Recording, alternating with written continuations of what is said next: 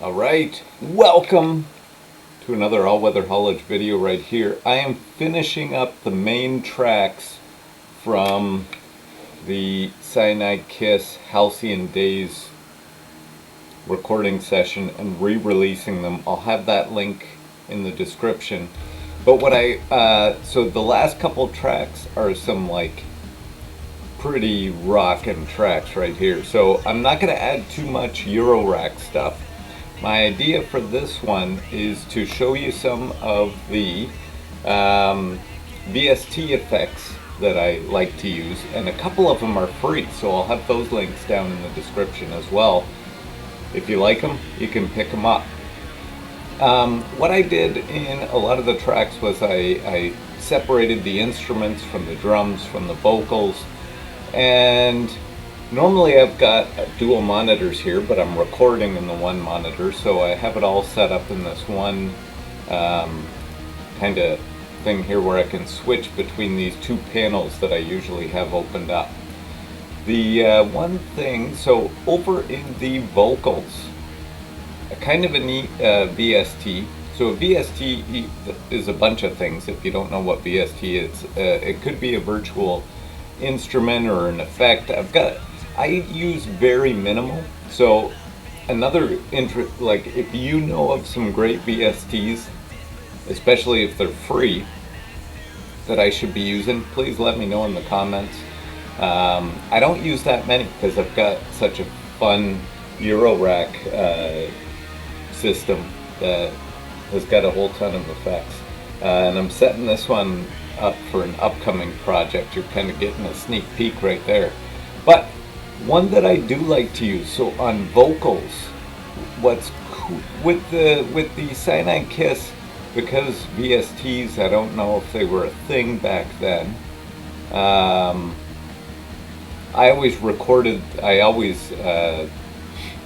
sung my own harmony, and sometimes I just doubled the vocal. But if you don't like doing that, or I add this very sparse, I think it's down in modulation. So an Izotope, they also do ones that cost money, but this one's actually free. A vocal doubler. Now it is absolutely fantastic. So you can have your separation between the two vocals, your variation between the two vocals, and everywhere in between. And that's it. That's how easy it is to adjust this. And you can have, like, this is almost like your effect out mix, how much it's happening in what you're doing. So I usually have this up at maybe about 60. For this, I wouldn't add too much of this because I already have sung it and kind of doubled it up. The reason why I had the vocals so low is because what I would add next. Now this one, I paid for this one. A long time ago I bought the IKMultimedia mastering set. It didn't actually come with the Joe Chiccarelli vocal strip. I bought the Joe Chiccarelli vocal strip after, but it came with a whole ton of stuff that I'll show you in just a minute. So on vocals I would also add this Joe Chiccarelli vocal strip. What's kind of neat about this, now you wouldn't need to pay for this one if you already bought the other one, but what's quick and easy about this one is it's got a high pass filter, a de-esser, 3 parallel compressors. It's got a little bit of, this kind of deals with the compressors, but it's got some body presence and air. It's got a little bit of reverb and echo and dry wet, and then a little bit of drive and color at the end. All in one, which is fantastic. I like it. It does a pretty good job. I often go to, I didn't show this in the vocal doubler one. I often go to Dirty Rock male vocal, and then it sets stuff up, and then I make adjustments to how I like each of the individual tracks. This one, again, this one costs money. This one's IKMultimedia. fantastic one there. Now, when I'm listening to it, this is something that I actually just started doing, which I find way better, is I'm going to put it on the second one here because I'm going to show you before this something that I would add. This is the main out. What I would add and then remove right at the end is when I'm doing my final master, I love using this, it's just called the One, the TR5-1. And I guess I could master it here and export it with the final track mastered, but I like doing it in the TR5 is, what's it called again? Let me see. IKMultimedia T-Rex 5. I like doing it in there because you can see all the metering. You can see the width. You can see kind of the spectral graph of where all the different high, medium, and lows and where it's. So anyways, I like doing the final master there, even though I guess you could do it right in here. For this project specifically, because I was watching a lot of Stranger Things, I added maybe too much in spots. Another free Izotope one, this vinyl one. Now it defaults to 1970 with a ton of dust. I usually switch it to 2000s. It gives it a lot more low end, and I get rid of the dust totally. And I don't know, I don't put it over 50. I don't put it probably over 45%. Somewhere low, like maybe somewhere there, and I found I like the peak model the best. Fantastic. Sounds awesome. Gives it a little bit of warmth, a little bit of that lo-fi warble in your overall mix.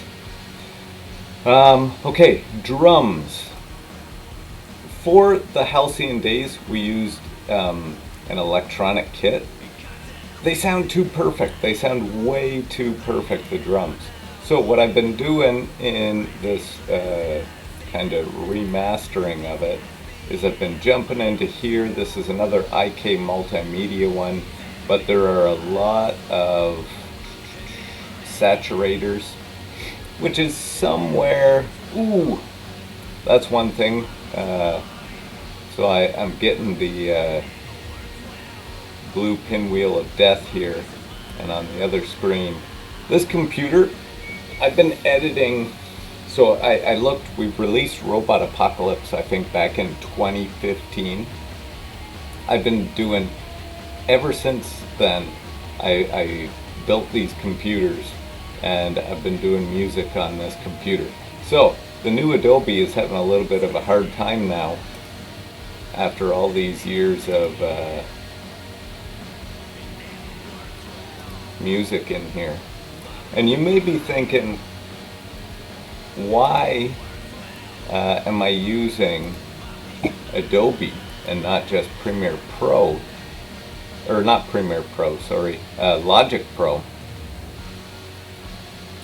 like how I mix it over there on? And it is, I think because I've used this one a bunch, and my workplace pays for it, so I use it a whole bunch. Let me just switch the window back. There we go. Yeah, my workplace pays for it, and this is the only mixing station that we have at work, so I'm getting pretty good at it, which is why and it's not bad for actual audio recordings where it's a WAV file. For MIDI stuff, it is not that good at all, but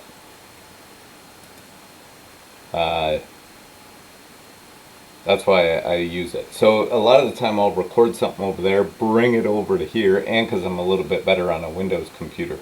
So this one was for the drums, a saturator. Now, right now it's defaulting to lo-fi tape, and I like that because that's what I usually have it run on, is a lo-fi tape. And what that'll do is, if we get it going, simple landing. You can adjust the overall amount that you want this to happen, but if we get the drums happening here, and I can get back into here to turn this on and off. See how clean that is? Versus how dirty that one is. Too clean.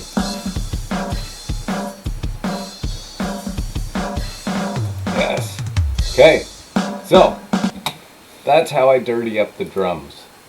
I think you could use any saturator. I use this one because I have it. Again, I paid for the IKMultimedia a while ago. It's on there. Fantastic. Let's see, we got the vocals, I think that's it. Those are the main ones. So the main free ones that I would go out and get, this vocal doubler and the vinyl. Fantastic. Now, one other one that I should mention that I don't use, again, I use a lot of effects over in my Eurorack effects, but if you are into VST stuff, a coworker of mine showed me, I bet you it's under delay, Universal Audio Galaxy Tape Delay. If you can hold out every year until around Christmas time, Universal Audio gives away one, as long as you sign up. So I tried it this year, I signed up. They let, my coworker told me, they give away one of their VSTs completely free. So I went for the Galaxy Tape Echo. I haven't tried it yet, but completely free. So every year at the end of the year, I would follow Universal Audio. Also, you can pick these up. Since I've followed them, they email me a whole bunch, and I see when they have deals on, and you can get 3 for like $50, 3 of their VSTs. If you were looking at, so if I go to all my VSTs here, these are all the IKMultimedia. The one not great thing about this, the IKMultimedia, for example, is if there is something like Fame Studio Reverb, for example, that I think, ooh, I want to try this, and I click it and it doesn't crash my computer. Nice. And it comes up. It shows on there, on the IKMultimedia ones that I have not purchased.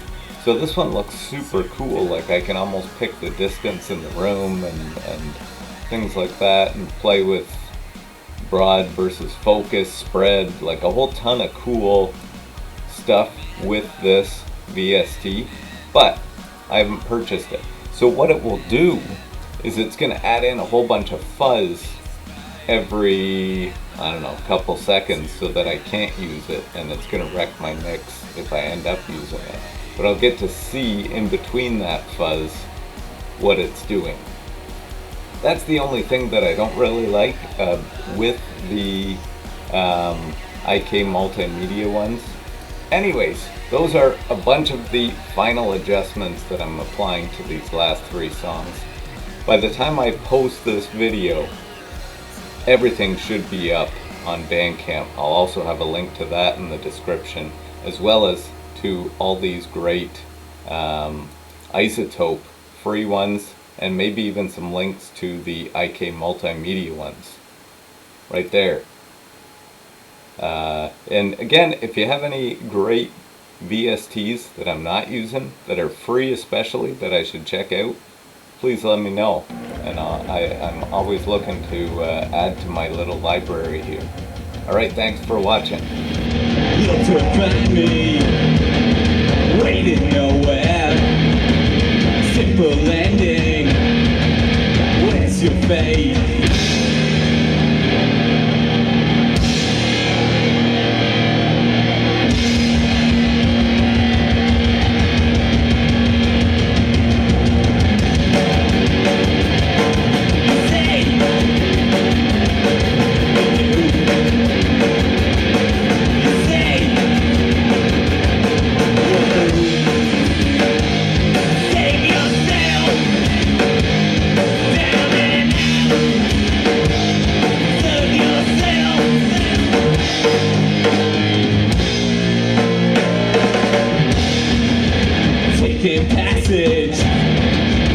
social inscription.